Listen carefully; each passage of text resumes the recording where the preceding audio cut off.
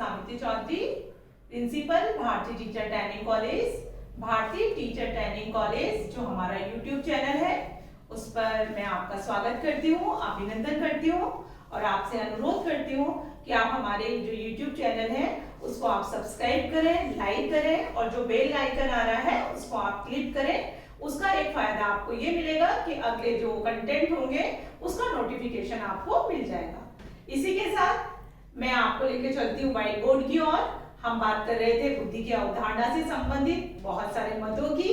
तो जब बात होती है बुद्धि की तो चाहे मनोवैज्ञानिक वर्ग हो या बुद्धिजीवी समाज का वर्ग हो, आप देखेंगे कभी भी एक ऐसा हमारे सामने एक ऐसा कंसेप्ट है यहाँ पर बुद्धि का कि कोई भी एक राय नहीं होते, एक मत नहीं हो पाते। तो बहुत सारे साइकोलॉजिस्ट हैं, बहुत सारे मनोवैज्ञानिक हैं जिन्होंने बुद्धि की परिभाषाएं दी है, बुद्धि के स्वरूप को शब्दों के माध्यम से ढालने का प्रयास किया है। आप एक बार स्क्रीनशॉट ले लें व्हाइट बोर्ड का।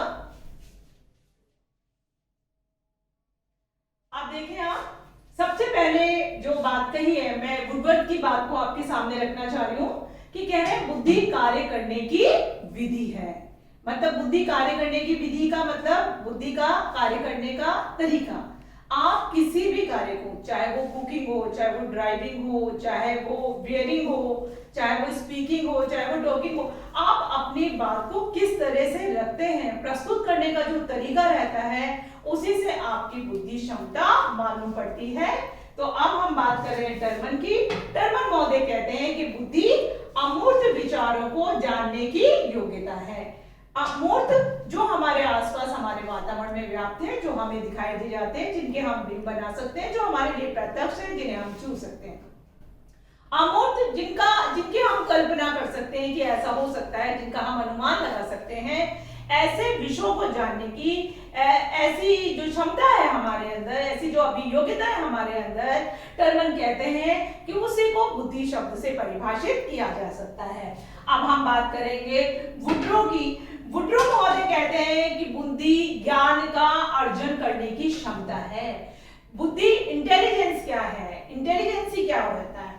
तो कह रहे हैं कि ज्ञान का अर्जन, हम किस मात्रा में नॉलेज को अर्जित कर पाते हैं, आत्मसात कर पाते हैं, वातावरण से, किताब से, व्यक्ति से, विजुअल लर्निंग से, किसी भी प्रकार से हम कितना सीख पाते हैं, हमारे सीखने की क्षमता क्या है, हम किस गति से सीख पाते हैं, किस मात्रा से सीख पाते हैं। तो इससे भी ये साबित होता है, हम उस बुद्धि के स्वरूप के संबंध में पता लगा सकते हैं। फिर हम बात करते हैं डियरबर्न की।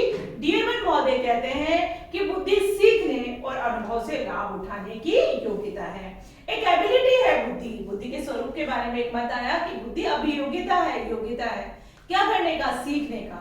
आप किस गति से सीख रहे हैं, आपका जो सीखा हुआ है वो कब तक स्थायी रह पाता है, कितना आकर्षक तरीके से आप सीखते हैं, सीखने के प्रति आपकी तत्परता कितनी है, आपकी अभिक्षमता कितनी है। अब यहाँ पर देखेंगे, यहाँ पर एक शब्द आया है अनुभव। आपने अपने सीखे हुए ज्ञान का आपने दूसरी परिस्थितियों में, उच्च कक्षाओं में उसका कैसे प्रयोग किया, इससे भी हम आपकी बुद्धि क्षमता को नाप सकते हैं। फिर यहाँ बात करेंगे हम बिने की। वही अल्फ्रेड बिने, फ्रांस के निवासी, जिन्होंने 1905 में बुद्धि परीक्षण तैयार किया था। बुद्धि इन 4 शब्दों में निहित है। देखिए, आविष्कार, निर्देश और आलोचना, और स्पेशली हम बात करेंगे नॉलेज की, ज्ञान की। ज्ञान है, आविष्कार है, निर्देश है, आलोचना है। ये चारों शब्दों पर जब हम अपना काम करते हैं तो हमारी अभिरुचि और हमारी क्षमता निकल कर आती है। इससे हमें मालूम होता है कि हम कितने बुद्धि वाले हैं, हमारी बुद्धि में हमारी बुद्धि की जो क्षमताएं हैं वो कितनी उच्च हैं। फिर हम बात करेंगे बंकिंघम की। ये कहते हैं सीखने की शक्ति ही बुद्धि है। आप किसी भी कार्य को किसी भी प्रकार से कैसे सीखते हैं, कितनी मात्रा में सीखते हैं, उसकी गुणात्मकता क्या है, उसकी परिमाणात्मकता क्या है, उस हिसाब से आपको मालूम पड़ता है कि आप कितने हैं। आप जल्दी सीख जाते हैं, आप देख के सीख लेते हैं, आप प्रशिक्षित होकर सीखते हैं, आप अनुभव द्वारा सीख लेते हैं।